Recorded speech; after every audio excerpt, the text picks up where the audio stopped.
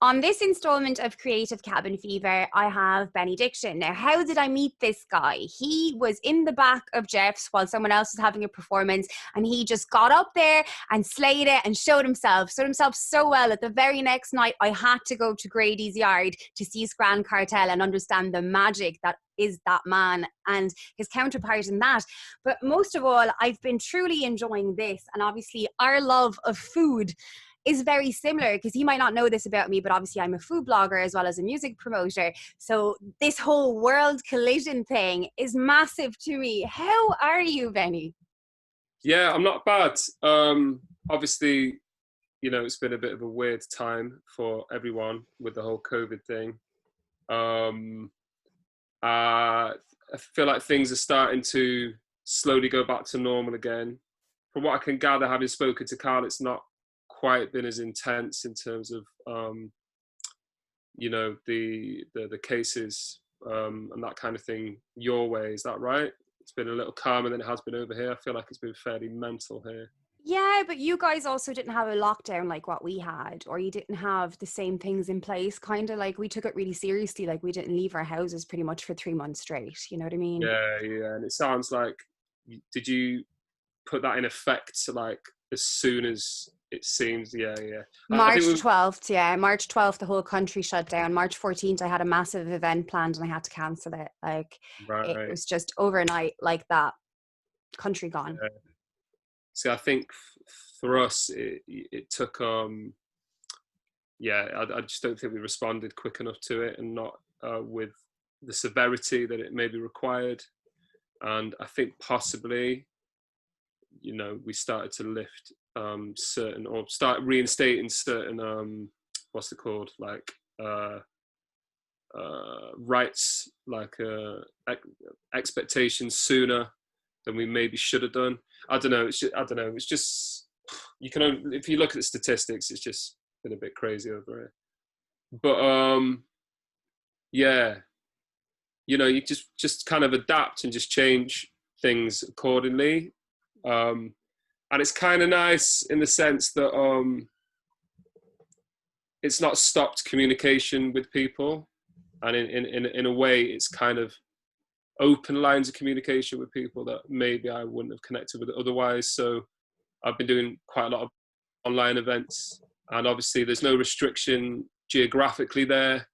So I've been meeting people from the other side of the world, like the States, Australia, New Zealand, poets and MCs and that. So that's been real cool. And obviously it's starting to get sunnier now, and that just paints everything a nicer shade. And in terms of events, like clubs and everything is still more or less closed. But there's been like open air events starting to happen, which is cool, in like fields and parks and that kind of thing. So obviously not like full blown festivals, because that wouldn't be safe, but just like little gatherings, quite old school.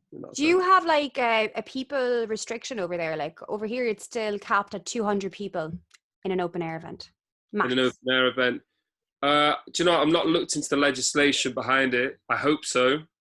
I think from having seen like online ticket outlets, they've been very, if I compare the capacity of the tickets they would have sold previously to what they're selling now, they're definitely selling a lot less, so they can at least facilitate that social distancing still. But I don't know the specific number.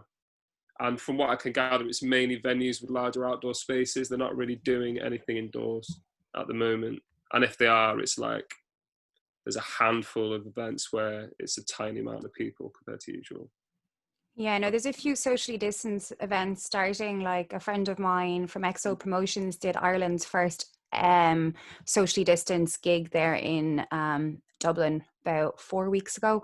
And then we did obviously the online music festival where we streamed 10 hours of Irish acts, which was interesting because that was also socially distanced within. So like all that could attend at the time was the bands. We had high expectations that we could open the doors to others, but when the restrictions didn't lift, in the end, it ended up being just really like the people who created the event and the bands, you know what I mean? There was no room for anyone else, which is unfortunate, but everyone could stream it from home. So the intention was to actually get an audience there with you, okay, with the bands? Just Um, smaller than usual, but yeah, have an actual yeah, festival. Like the venue looked like a festival. We decked it out exactly like a festival. On the yeah, outside, we had beautiful grounds and everything, but we cool. couldn't allow too many people in. Yeah, I hear that. Sounds cool though. In terms of what was I going to say? Yeah, so effectively, you every band that performed at the festival streamed from the one spot. There wasn't anyone doing it from another place. That's wicked. So a bit of a networking thing for the bands as well, then presumably, which is cool. Yeah, great. It sounds like such a cool event. So well done. Props for doing it. Thank you. Yeah, it was a great team of people involved. Like I can't get over, like we all met through lockdown. Like Yeah, Friday was my first time meeting them face to face. this is it. I went. Yeah, exactly. It was starting to get a bit like that anyway in terms of becoming familiar and acquainted with people virtually, as it were, before actually meeting them. But yeah, literally, last weekend I went to an event which is basically like a country park near where I live in North London, like because I live on the outskirts. I'm not far from like some quite large green areas, and basically this dude organised like a gathering of like musicians and sort of poets and that kind of thing around this like moated like island in like the middle of this country park, which was proper cool. But yeah, at least half, if not 2/3 of the people there I'd never met in person before. But because you see them like several times a week doing their thing online, it's like you, and obviously they're kind of bearing their soul and talking about shit that's really personal to them. You kind of feel like you know them a bit already. It's dead weird, but yeah, one of them things. Yeah, and it's hard to kind of come to grasp with the fact that, before you could meet people and have weekly meetings face to face. Now you're doing everything off of Google Drive, and I'm dyslexic. So I was like, Mm. the to-do list is there, you know what I mean? And then what do I do? But like we all work together so well. It was like we knew each other our whole lives. It was mad. That's good. So that you got a team now. Is it Viking? Is that the name of your team? No, Or- so it's Demar's Entertainment is my leader. I'm only a part of the team. But he himself and one of his best friends, Keith. So Keith would be the sound and tech guy, and Kozak would be like our leader who kind of molds us all together. And then there's like an incredible photographer, filmographer, I a pianist who also like manned our bar, like it was Dario's barrio for the day, and like just a whole team of people. Like it's incredible, and a great like it's not a practice space, but a great studio called Camelot in Dublin, where like they allowed us to rent out this room. So like the room itself is like this big, and then Yeah. the two stages were there. So the night before we did the sound check for all the tech and stuff, and then everyone had to do line checks as the day went on. So as one band is performing, the other one's doing a line check, and then the camera angles just change. Oh, cool. Is that Camelot or Camlot? Camelot, Yeah, like as in Knights of the Round Table. Merlin. Yeah. Yeah, all that kind of vibe. Oh, cool. Sweet. That sounds really cool. It sounds like a proper like elite team of skilled people involved. So nice. Onwards and upwards. I look forward to hearing more about what you're doing. I'll send you the link to the live stream anyway. But Yeah, please do. you today are doing something pretty cool anyway for a friend of yours. Do you want to talk to us about that briefly? Yeah, sure. So just coincidentally, so last weekend, a friend of mine launched his first ever book. Now, this guy is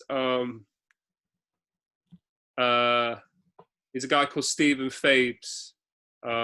His mum's Irish, and he's from Oxford originally in England, and he's a doctor. He's a qualified doctor.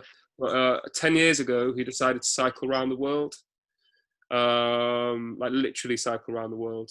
I don't know if there's any other way of cycling around the world apart from literally, but he did more or less do that.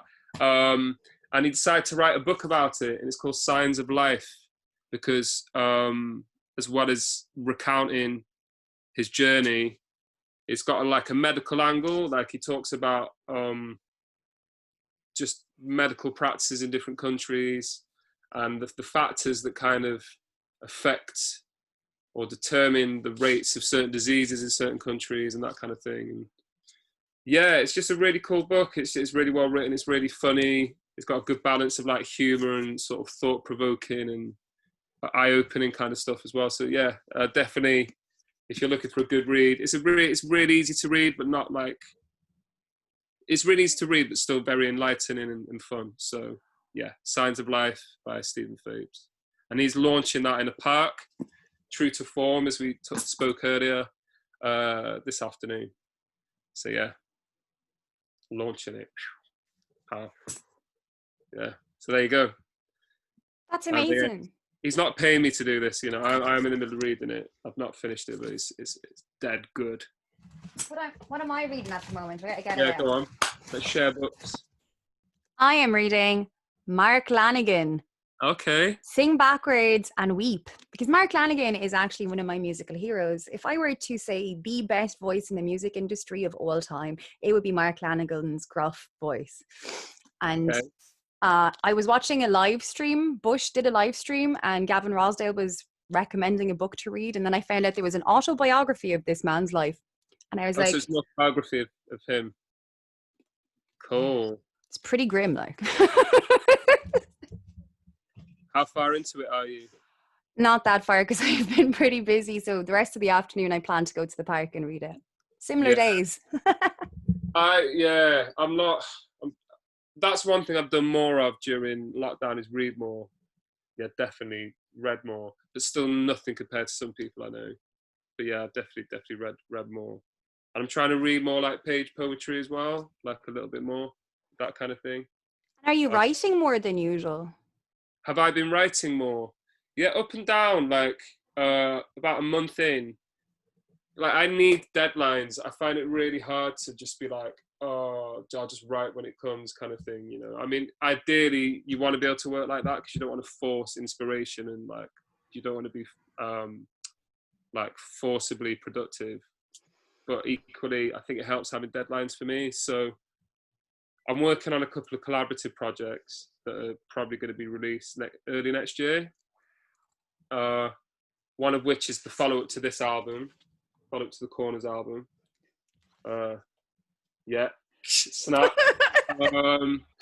Yeah, which is, for anyone watching this who's not familiar, it's a collaborative project between myself and Bet Nunn and D-Flux, two other English rappers.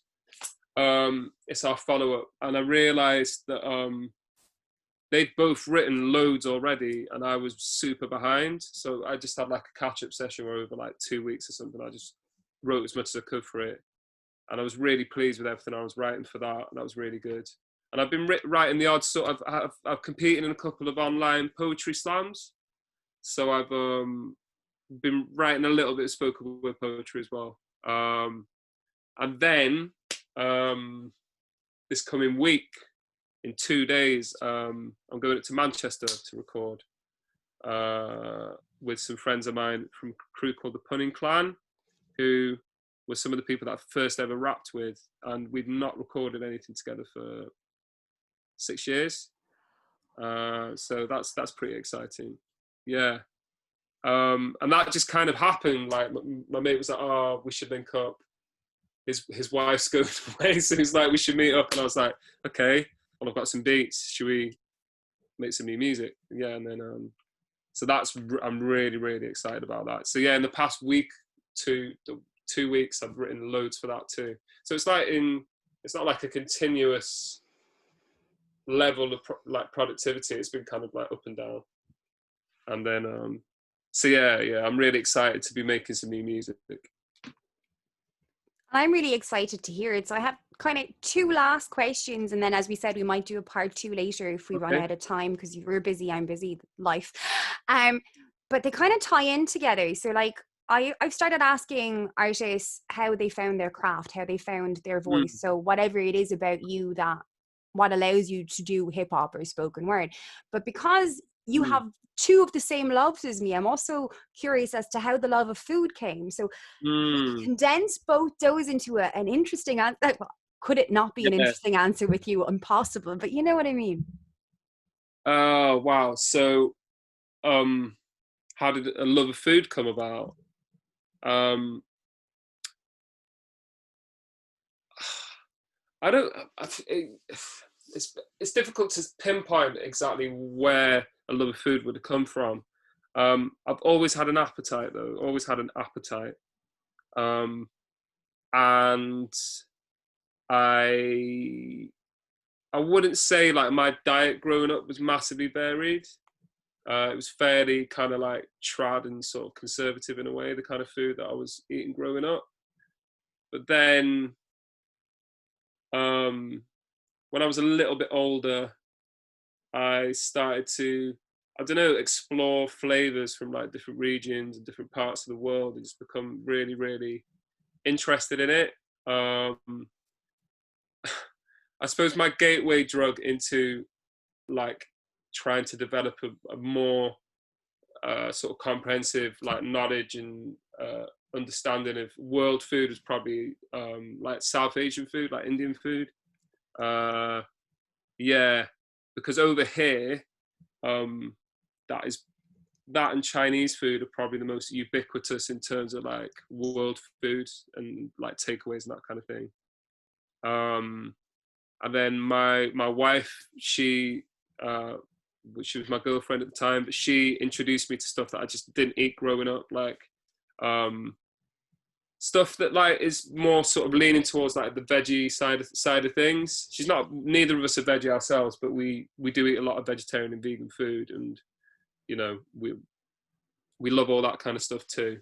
Um, so I don't think I'd eaten an avocado or anything like that till I was in my early 20s, and I think she probably introduced me to it. And then yeah, just from there, I just feel like there's so much to do you could do with food, like and there's the I just feel like the possibilities are endless, really. Um, and I'm still learning. Like I know we on this album, on the Grand Cartel album, we talk as though we're like expert chefs. Um, we're good. We're all right. I think it's more like we are. It's more like a curiosity and a passion for it. It's not like I can necessarily, despite the way we talk about on that, like I could just you know, cook every dish under the sun to an amazing standard. It's more like I do my research, and you know, I like to have like, if you open the drawer in my kitchen, it's like got all mad variations. It's got like ras el hanout and saffron and all kinds of like mad um, seasonings in there. And I just do my research, really. I like to like experiment as well as cook a few staple things, really, where I like to experiment. What about yourself? But you have such an incredible vocabulary when it comes to food. Like, myself, like I started going to Michelin star restaurants with my parents when I was 3 years old. So like I've Wow. always been into food. Food and music have always been Mm, my driving force in life. So the yeah. fact that you marry both to me is Mm, pure and utter magic. And that's Grand Cartel. Like I listened to it the whole time, but I don't actually own it on vinyl yet, but I will.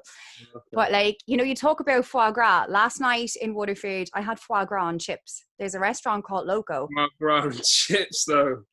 Wow. Mad. When you come to Waterford again, which Yeah, is yeah. when, not if, I will bring you to Loco for foie gras and chips. They're called French fries, and you need them in your life. French fries. That sounds mad.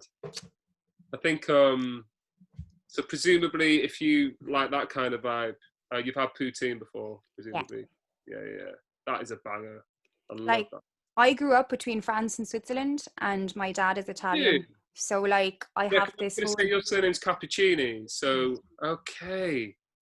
So your dad's Italian. Is your mum Irish or Yeah, my mom's Irish. I was born in Waterford and I left when I was 3 years old because my parents went to work for the UN in Geneva. And then I was gone for about 10 years and then I came back to Waterford. okay, cool. So what your early childhood was spent in mainland Europe then? Oh, cool. So that in itself, I imagine, from a sort of food slash cuisine perspective, means even if you weren't going to like have, you know, Michelin star restaurants, you would have been exposed to like a wide variety of food as it is.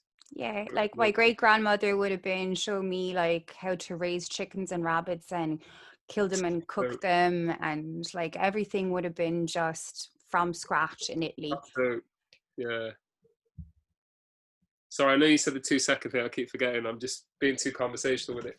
Um, that's so cool. I do think there's a lot to be said for going back to the roots when it comes to that kind of thing. Like, I feel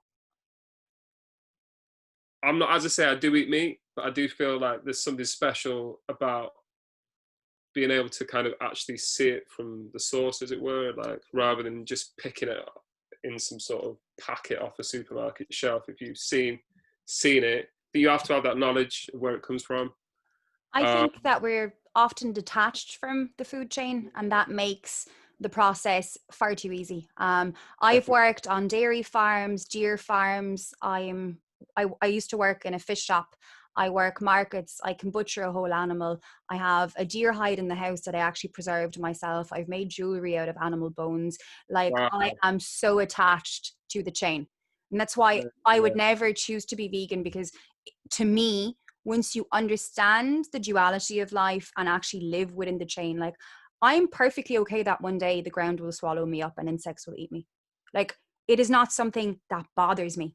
It is a perfectly natural way of Mm, life. So my way of seeing that is, once you're being respectful of the planet yeah, and trying to get the source correct and trying to not, like, I will eat meat-free Mondays every single week. There is no meat in our house on a Monday, to be respectful to the fact that there has to be like a balance. You can't be eating like 7 burgers a day and thinking you're making a difference to the world around you. Like, that's yeah. I mean, I think definitely, it's about balance, and certainly, I think the thing is with sort of meat consumption and meat production is just like when animals are reared in a sort of like in an aggressively farmed sort of way, strictly for meat consumption. I think that's a different kettle of fish than some of the experiences you've had, where you've literally, if not gone out and caught it yourself, you've at least been part of the process of turning it from what was originally, a being in the wild to something that you can then eat and prepare and then eat. That is definitely, something I've yet to do. I feel like, if as a meat eater, you probably have a responsibility to do it at least once. You know what I mean? Like, actually be part of that process if you eat meat. now, I've never killed, like, that's still on my list of things I need to do. But I was a vegetarian for 7 years and I got really, really ill. Right. Um, and then look, I've tried a few different times. Like, this time I Mm, was vegan for 8 months there a while ago. And actually I was really healthy this time. But in the past, when I was a vegetarian, it didn't suit me. And yeah. then I wish, like, I've tried to go hunting with friends of mine a few times, but there was always different issues and it never ended up happening. But because to Yeah. me, for me to not be a hypocrite, I actually have to kill at least once. Yeah. Yeah. No, I hear that. I mean, from what I can gather, like, from being out in Waterford and speaking to some people out there, I don't know whether it's because there's a lot more. It seems to be, not seems to be. There is a lot more open space in Ireland than there is here. There is open space here, but there's loads of huge like metropolises as well, where it's very easy to kind of detach yourself from like natural surroundings. Whereas I feel like from some of the Irish people I spoke to when I was there, it's not unusual to go out hunting there, for younger people to be out hunting, and not like hunting it over here in like a lardy-dardy kind of like, oh, let's go hunting, some tough shit. It's like to hunt, to actually get food. You know what I mean? Um, I don't, from what I can gather, having spoken to a couple of people, it's not actually that unusual to like catch animals to eat them. Yeah, well, I Uh, suppose we were very repressed. You know what I mean? We were like, for a lot of them, people lamping was the only way they could survive when the potato blight happened, for instance. So mm, culturally, we had to survive somehow. yeah, You of know, course. fishing was very important as well, because without our fish, like, the Irish would not have survived if it wasn't for poaching and fishing. Yeah, of course.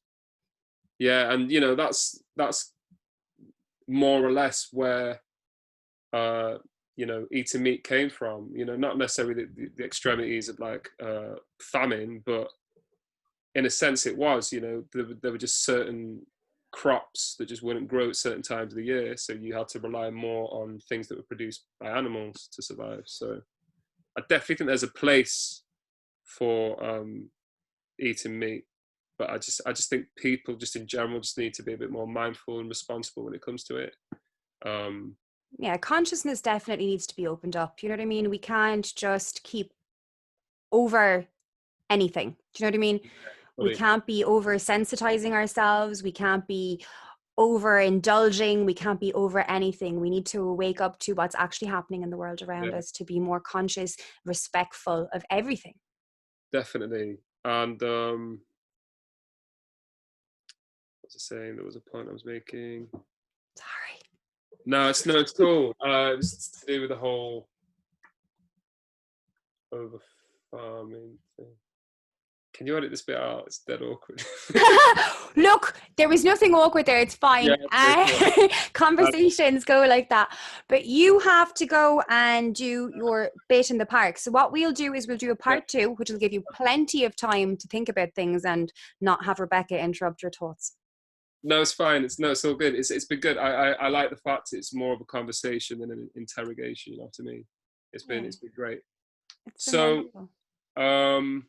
I'll cool. talk to you this evening. We'll stop recording now and we'll come back for part 2 at some point. I'll actually put today up and I'll send you all that information. I'm going to stop recording Yeah. now. All right. Thanks a lot.